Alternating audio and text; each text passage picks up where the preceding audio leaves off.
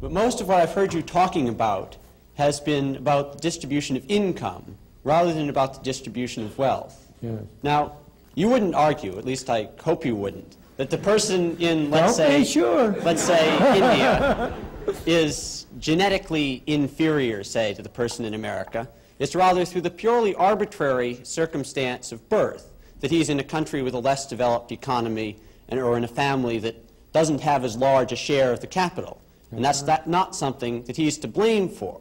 Oh, I'm not blaming anybody. Even if the free market system equitably works and everyone progresses an equal amount, that person who started out with a lesser share of the capital is still going to end up with a lesser share of the capital. That's right. And there's nothing in the free market system that's going to enable him to make up for what was a purely arbitrary deficit in the first place.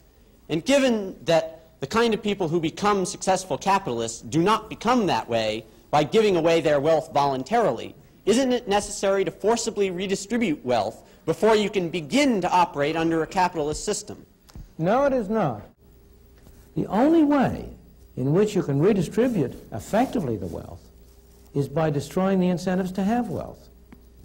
And the question is, what is the way, what is the system which will offer those people who are so unlucky as to be born without good positions, what is the system which will offer them the greatest opportunity? Well, one possible way of redistributing the wealth without affecting the incentives to earn as much income as possible is simply to have a 100% inheritance tax. But since that won't affect the incentives, it's only after the person's dead anyway. I beg your pardon. I'm afraid, I don't know the family you come from. I don't, but as you grow up, you will discover that this is really a family society and not an individual society. We tend to talk about an individualist society, but it really isn't. It's a family society. And the greatest incentives of all, the incentives that have really driven people on, have largely been the incentives of family creation, of family, of pursuing, of establishing their families on a decent system. What is the effect of 100% inheritance tax? The percent of an 100% inheritance tax is to encourage people to dissipate their wealth in high living. What's the harm in that? The harm in that is that where do you get the factories? Where do you get the machines? Where do you get the capital investment? Where do you get the incentive to improve technology?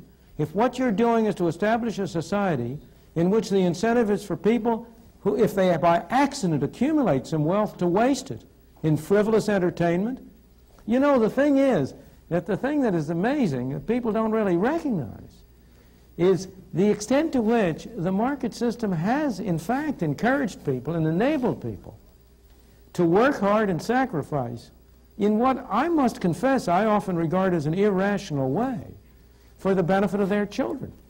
One of the most curious things to me in observation is that almost all people value the utility which their children will get from consumption higher than they value their own. Here are parents who have every reason to expect that their children will have a higher income than they ever had, and they scrimp and save in order to be able to leave something for their children.